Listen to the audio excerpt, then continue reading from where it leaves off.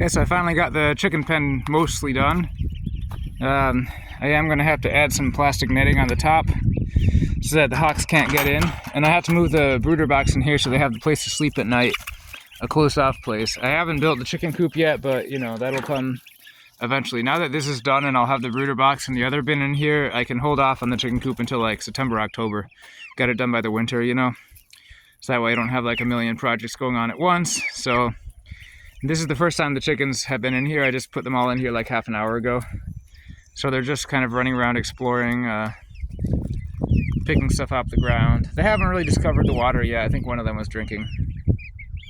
But they're definitely much happier to be in here running around than they were in the brooder box.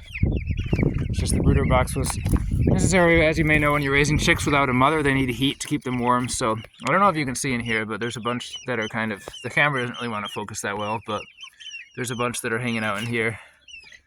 They came out earlier. And they also go under the pallet here. What are you doing? And there's 4 ducks over here. If anyone knows what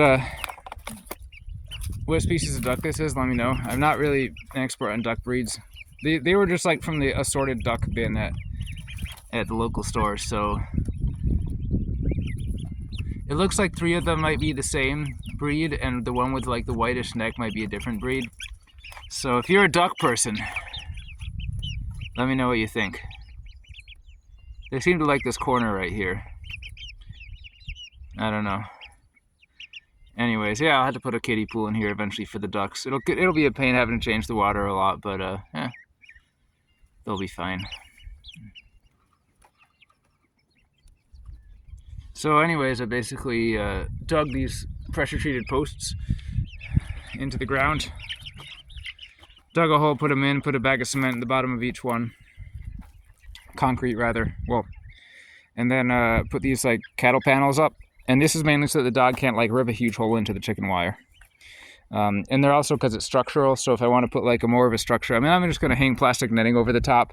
But if I need something more, like actual chicken wire over the top to make it more possum-proof or something in the future, then I can like use hose clamps to put galvanized tubes onto here and all the way across. And the cattle panels are more structurally sound than the electro-welded mesh that I have down here. So this alone wouldn't be enough for that because it bends easily.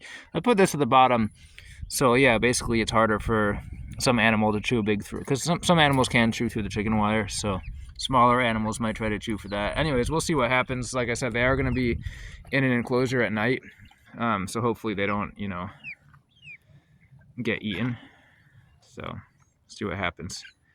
They just drink a huge amount of water, so I have to get a big water. So later on I'll bring in the brooder box and leave that covered in here with their food inside it and start throwing compost and other scraps. And I'm thinking of putting a black soldier fly bin in here to produce the larvae, so I can feed them that and not have to buy as much feed. Of course, the goal for any permaculture farmer is not having to buy a whole bunch of feed from the feed store, because then what do you do in the apocalypse?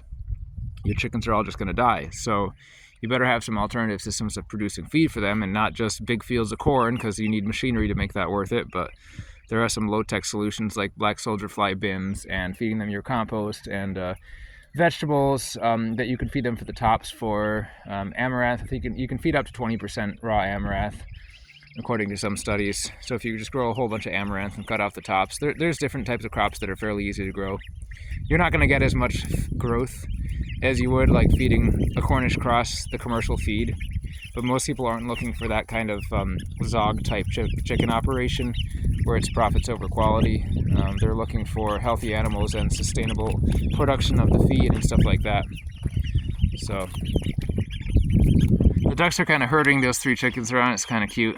Oh, by the way, these are American breast chickens. They're the French breed. It's pronounced different in French, but I don't speak French, so I don't know how to say it. It's like Brissi or something, but it's, yeah, those are the chickens. I just don't know what the ducks are.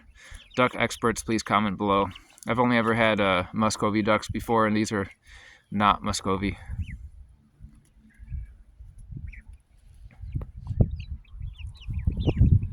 These are going to grow up to have blue legs. Blue legs, totally white body, like whiter than they are now, because they were yellow when I first got them, of course, because they were chicks, but pure white body, blue legs, and red comb and wattle. So it's going to be a red, white, and blue, you know. Very patriotic chicken. The ducks grew way faster than the chicks also. It's crazy how fast they grew compared to the chicks. Got the American breast chicks from Breast Farms in Mississippi. They shipped them here. I think that guy thinks he's going to be the head rooster of the operation. The ducks are like, uh-oh, I don't think so.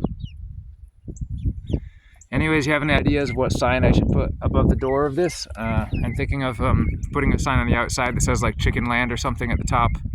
If you have any other ideas, let me know. It's a pretty beefy gate, you know, it works though. Nothing will get in the gate. Things might be able to get in the fence, but it won't be able to get in the gate. So that's good.